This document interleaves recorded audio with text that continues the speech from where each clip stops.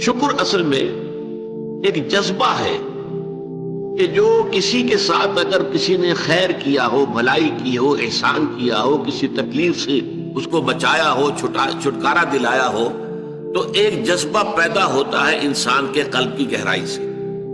اب اسے ہم جذبہ تشکر کہیں گے، جذبہ امتنان کہیں گے. یہ قلب کی گہرائی سے ابھرتا ہے اور پھر زبان پر بھی آتا ہے. آپ کا شکریہ، میں آپ کا شکریہ ادا کرتا ہوں. یہ شکر جو ہے در حقیقت یہ فطرت کی صحت کی علامت ہے. اگر فطرت صحیح ہے تو شکر لازماً ہوگا، اور اگر شکر نہیں ہے تو معلوم ہوا کہ فطرت مسخ ہو چکی. آپ کے ساتھ کسی نے بھلائی کی اور آپ کے اندر یہ جذبہ بھی پیدا نہیں ہوا. یہ تو حیوانات تک کے اندر. آپ کسی پیاسے جانور کے سامنے پانی رکھیے، کوئی بکری ہو، کوئی اور ہو، کوئی گائے ہو، پیاسا ہو، بندھا ہوا ہے، وہ تو ادھر ادھر دوڑ کر اپنی پیاس پوری نہیں کر سکتا. بالٹی میں پانی رکھ دیجیے، وہ پی کر پھر وہ آنکھیں اٹھا کر آپ کو دیکھے گا. وہ جانور تو اس کی آنکھوں کے اندر سے آپ کو جذبہ تشکر چھلکتا ہوا نظر آئے. اسی معنی میں ادیب آتی ہے عین. عین کہتے ہیں آنکھ کو، اور عین کہتے ہیں چشمے کو بھی. عرب کہتے تھے عین الشکرا، وہ چشمہ جس میں سے پانی خود بخود ابل رہا ہو، نکل رہا ہو، نیچے سے زمین سے ابلتا ہو، عین الشکرا. اور دابۃ شکور کہتے تھے ایسے حیوان کو. آپ کے یہاں کو گائے ہے، بھینس بندھی ہوئی ہے، آپ اس کی ٹہل سیوا کر رہے ہیں، اچھی خوراک دے رہے ہیں، غذا دے رہے ہیں، نہلاتے بھی ہیں گائے بھینس کو، تو پھر اس کا ظہور اس کے بدن پر ہونا چاہیے، اس پہ فربہی آنی چاہیے. تو اس کو کہیں گے دابۃ شکور. یہ شکر گزار جانور ہے کہ اس کے ساتھ جو بھلائی ہو رہی ہے، جو خیر ہو رہا ہے، اس کے نتائج اس پر ظاہر ہو رہے ہیں. تو یہ فطرت کی در حقیقت صحت کی علامت ہے. پرانی کہانی آپ نے بھی بچپن میں پڑھی ہوگی کہ ایک غلام کہیں بھاگا ہوا تھا اور اسے راستے میں ایک جگہ اس نے دیکھا ایک شیر پڑا ہوا کراہ رہا ہے، اور اس کو شدید تکلیف تھی. اس کے پاؤں میں ایک کانٹا چبھا ہوا تھا. ظاہر بات ہے شیر نہیں نکال سکتا تھا اس کو. اس غلام نے اس کا کانٹا نکال دیا. اس شیر نے صرف اسے سونگھا اور چلا گیا. اس کے بعد وہ غلام پکڑا گیا، اور جیسے کہ ہوتا تھا رومن اور گریک دور میں کہ بھاگا ہوا غلام جب پکڑا جاتا تھا تو پھر شیروں سے پھڑواتے تھے اس کو. ان کے جو بڑے وہ ہوتے تھے، یہ اسٹیڈیمز بنے ہوئے ہوتے تھے، اس میں آ کر جو ہے اس غلام کو چھوڑ دیا، اور پھر بھوکا شیر جو ہے وہ پنجرے میں سے نکالا تاکہ وہ اس کو بھمبوڑے اور ختم کرے. تو اس نوجوان کو، اس غلام کو بھی پھینکا گیا. اس کے بعد جو شیر کا پنجرا کھولا تو شیر آیا، اس نے سونگا اور اس کو چھوڑ کر علیحدہ بیٹھ گیا. لوگ حیران ہوئے. معلوم ہے یہ وہی شیر تھا کہ جس کے پاؤں سے کانٹا نکالا تھا اس غلام نے، جبکہ وہ بھاگا پھر رہا تھا، چھپتا پھر رہا تھا جنگلوں میں. بہرحال یہ شے سمجھ لیجئے کہ شکر جو ہے در حقیقت یہ فطرت کی صحت کی علامت ہے. یہاں تک فرمایا حضور نے من لم یشکر الناس لا یشکر اللہ. یہ شکر ایسی شے ہے جو انسانوں کا شکر گزار نہیں ہے، وہ کبھی اللہ کا شکر گزار بھی نہیں ہو سکتا.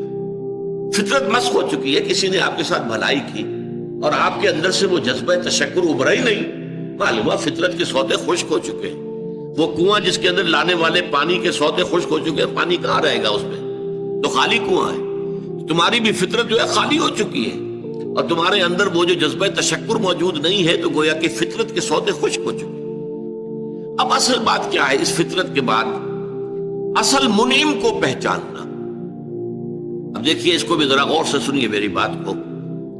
بچپن میں ہر بچہ یہ سمجھتا ہے کہ میرے حفاظت کرنے والے، میری ضروریات پوری کرنے والے، میری تکلیف پر تڑپ اٹھنے والے میرے والدین ہیں. اس سے آگے کا اسے بھی پتہ نہیں ہے، احساس نہیں ہے. لہذا جذبہ شکر جو ہے وہ والدین کی ذات کے ساتھ مرتکز ہو جاتا ہے. اس سے ذرا آگے بڑھا، معلوم نہیں میرا کنبہ ہے، میرے چچا ہیں، میرے ماموں ہیں، میرے فلاں ہیں، میرے قرب قبیلے کے لوگ ہیں، میری قوم ہے، میرا وطن ہے. یہ سب در حقیقت میرے محافظ بھی ہیں، میرے مددگار بھی ہیں، اور میری ضرورتیں پوری کرتے ہیں. یہ جذبہ تشکر اب پھیل رہا ہے والدین سے، اپنے خاندان، قبیلے، قوم. اس کے بعد محسوس ہوتا ہے، یہ سائنس کی انتہا ہے، یہ سارے عناصر فطرت مجھے پال رہے ہیں. سورج کی حرارت نہ ہو تو فصلیں کیسے پکیں؟ سورج کی حرارت نہ ہو تو یہ ہوا، یہ بادل کیسے اٹھے، سمندروں سے بخارات؟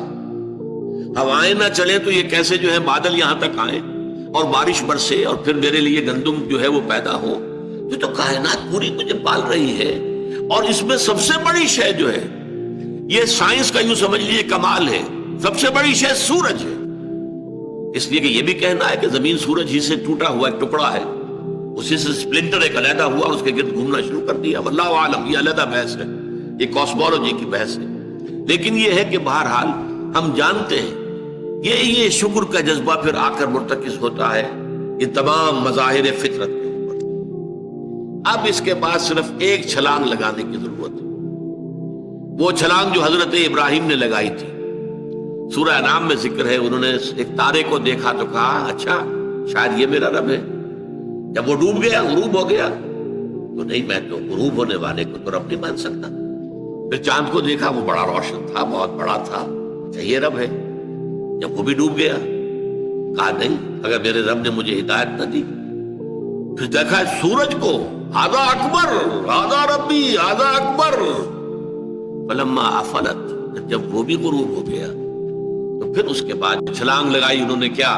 انی وجہت وجہی للذی فطر السماوات والارض حنیفا، میں نے اب اپنا رخ کر لیا ہے، اپنا چہرہ کر لیا ہے رخ پر اس ذات کے جس نے آسمانوں اور زمین کو پیدا کیا ہے، جو سورج اور چاند اور ستاروں کا پیدا کرنے والا ہے.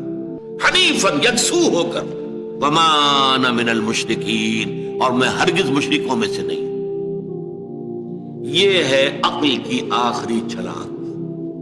سورج بھی ایک نظام میں جکڑا ہوا ہے، کسی اور نے اس کا نظام بنایا ہے، اس کی حیثیت کچھ ہے ہی نہیں. اس پوری کائنات کی وسعت اور پہنائی میں یہ جو خورشید منور ہے یہ کیا ہے؟ یہ ایک ذرے کے مانند ہے، پوری کائنات کی billions and billions of galaxies, اور ہر گیلیکسیز میں billions and billions of stars. اندازہ تو کیجئے اس کی وسعت کا کوئی تصور ممکن ہے؟ انسان کو چکر آتا ہے. یہ تمام جو ہے اعداد و شمار جو یہ آتے ہیں ہمارے سامنے ایسٹرونومی میں، چکر آتا ہے. سورج کی کیا حیثیت ہے؟ ہاں ایک ہستی ہے کہ جس نے ان سب کو جکڑا ہوا ہے، جس کے نظام میں ہے، جس کے قانون کے اندر یہ جکڑے ہوئے ہیں. بے حسبان، یہ ایک حساب کے ساتھ چل رہے ہیں اور حساب کسی نے معین کیا. یہ ہے در حقیقت عقل کا کام. یعنی فطرت کی سلامتی، جذبہ تشکر. شکر کس کا؟ سب سے بڑی بات اللہ کا شکر. ایک بات اور نوٹ کر لیجئے، یہی جذبہ تشکر ہے جو پھر عبادت کی شکل اختیار کرتا ہے. دیکھیے شکر، آپ کے ساتھ کسی نے بھلائی کی، آپ کی فطرت کا تقاضا نمبر 1 یہ کہ اس کا شکریہ ادا کریں. نمبر 2 یہ کہ آپ بھی کوشش کریں کہ کوئی میں بھی اس کی خدمت کروں، کو میں اس کو بدلا دوں. هل جزاء الاحسان الا الاحسان، بھلائی کا بدلہ سوائے بھلائی کے اور کیا ہو سکتا ہے؟ لیکن فرض کیجئے کہ وہ ہستی اتنی بلند و بالا ہو، والدین کی آپ کچھ نہ کچھ خدمت کر کے کچھ کسی درجے میں جو انہوں نے بچپن میں پالا پوسا تھا، کسی درجے میں آپ اس کا جواب، اس کا بدلہ دے سکتے ہیں. بڑھاپے میں یہ ہے کہ انہیں فلا تقل لهما اف ولا تنهرهما، انہیں اف تک نہ کہا جائے، انہیں جھڑکا نہ جائے، ان کی اطاعت کی جائے، ان کی فرما برداری کی جائے. ہاں ناحق بات میں ان کی بات نہیں ماننی، شرک پہ مجبور کریں تو ان کو نہیں ماننا، ان کے حکم کو، لیکن باقی یہ اور چیزوں کے اندر ماننا. تو یہ سارا معاملہ یہ کسی نہ کسی درجے میں آپ نے اسے بدلہ دے دیا اور جو بھی ہے.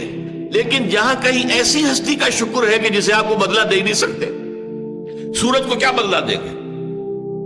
وہاں یہی جذبہ تشکر جو ہے جذبہ عبادت میں ڈھل جاتا ہے. ہاتھ جوڑ کے کھڑے ہو گئے سورج کے سامنے، ڈنڈوت کر رہے ہیں، سجدہ کر رہے ہیں. یہ کیا ہے؟ کیوں ہے؟ یہ وہی جذبہ تشکر ہے. اس سورج ہی سے ہمارا سارا نظام چل رہا ہے، میرا پورا وجود یہ در حقیقت اسی کے ذریعے سے اس کی ساری ضرورتیں اور سارے تقاضے پورے ہو رہے ہیں. یہی جذبہ تشکر ہے جو جذبہ عبادت کی شکل اختیار کرتا ہے. اور جب جذبہ تشکر صحیح جگہ جا کر لگ گیا، یعنی جیسے کہ میں مثال بارہا دیتا رہا ہوں کہ اگر آپ کو کسی اونچی فصیل پر چڑھنا ہے اور آپ کے پاس جو ہے وہ ایک کمند ہے، تو پہلے کمند کو آپ پھینکیں گے اونچا. آپ کے بازو میں طاقت ہونی چاہیے. اگر بازو میں طاقت ہی نہیں ہے تو کمند کہیں قریب ہی جا کے اٹک گئی تو جہاں تک وہ اٹکی ہے وہیں تک چڑھ سکتے ہیں نا، اس سے آگے تو نہیں جا سکتے. تو کمند کو پہنچانا ہے پہلے اونچائی تک. اب دیکھیے اس کو اقبال نے کہا ہے یزداں بکمند آور، اے ہمت مردانہ، تمہاری کمند یزداں کے ساتھ جا کر جڑے، اللہ کو پہچانو۔ تمہاری عقل کا جو ہے در حقیقت امتحان یہ ہے کہ اصل منعم حقیقی، اصل محسن حقیقی، اس کے انعامات، اس کے احسانات، اس نے تمہیں پیدا کیا، تمہاری ضرورت کی چیزیں پیدا کی۔ ان تعدوا نعمت اللہ لا تحصوها، اگر تم اللہ کی نعمتوں کو گننا چاہو کبھی احسان نہیں کر سکتے، کبھی ان کی گنتی نہیں کر سکتے۔ اس کے لیے تمہارا جذبہ شکر جو ہے وہ ڈھل جانا چاہیے جذبہ عبادت میں۔ اور یہاں اس رکوع کے اعتبار سے اس کے جو سب سے بڑا مظہر ہے وہ اب آ رہا ہے۔ وَإِذْ وَلَقَدْ آتَيْنَا لُقْمَانَ الْحِكْمَةَ أَنِ اشْكُرْ لِلَّهِ، أَنِ اشْكُرْ لِلَّهِ، گویا کہ حکمت کا تقاضا یہ کہ شکر کا جذبہ اللہ تعالیٰ کی ذات کے ساتھ وابستہ ہو جائے۔ وَمَن يَشْكُرْ فَإِنَّمَا يَشْكُرُ لِنَفْسِهِ، اور جو کوئی شکر کرتا ہے وہ اپنے بھلے کو کرتا ہے۔ اللہ کا کوئی کام نہیں بنتا اس سے، اللہ کی کوئی ضرورت پوری نہیں ہوتی، وہ ضرورت سے مبرہ ہے، منزہ ہے، اعلیٰ ہے، عرفہ ہے، اس کی کوئی ضرورت نہیں، احتیاج ہے ہی نہیں، وہ محتاج نہیں ہے، وہ تو غنی ہے۔ تو اس لیے فرمایا من یشکر فانما یشکر لنفسہ، لنفسہ سے مراد کیا ہے؟ اگر آپ کے اندر جذبہ شکر ہے اور وہ جذبہ تشکر جا کر ذات باری تعالیٰ کے ساتھ منسلک اور ملحق بھی ہو گیا ہے، اب آپ کی شخصیت کا ترفع ہوگا، شخصیت ابھرے گی، شخصیت اپچے گی، شخصیت کی ترقی ہوگی، شخصیت میں ترفع پیدا ہوگا، بلندی آئے گی، تعمیر سیرت جسے کہتے ہیں، جسے اقبال تعمیر خودی کہتا ہے۔ صحیح معنی میں واقعتاً آپ ایک ایسے انسان بن سکیں گے کہ جن کے بارے میں قرآن نے کہا ہے کہ وَلَقَدْ خَلَقْنَا الْإِنسَانَ فِي أَحْسَنِ تَقْوِيمٍ، ہم نے انسان کو بہترین حساب پر پیدا کیا۔ وہ انسان بننے کے لیے ضروری ہے کہ آپ کی فطرت سلیم ہو اور عقل سلیم، فطرت سلیمہ جذبہ تشکر موجود ہو، عقل سلیم اصل محسن کو پہچان لے، اصل منعم کو پہچان لے، اور یہ منسلک ہو جائے پہ جذبہ تشکر ذات باری تعالیٰ کے ساتھ، تو اس کا بھلا تمہیں کو پہنچے گا، تمہاری شخصیت کی تعمیر ہوگی، تمہاری خودی جو ہے وہ پختہ ہوگی، مضبوط ہوگی، تمہاری اپنی سیرت و کردار جو ہے اس کی نشو و نما ہوگی۔ وَمَن يَشْكُرْ فَإِنَّمَا يَشْكُرُ لِنَفْسِهِ وَمَن كَفَرَ، اور جو کفر کرے فَإِنَّ اللَّهَ غَنِيٌّ حَمِيدٌ، تو اللہ تو غنی ہے اور حمید۔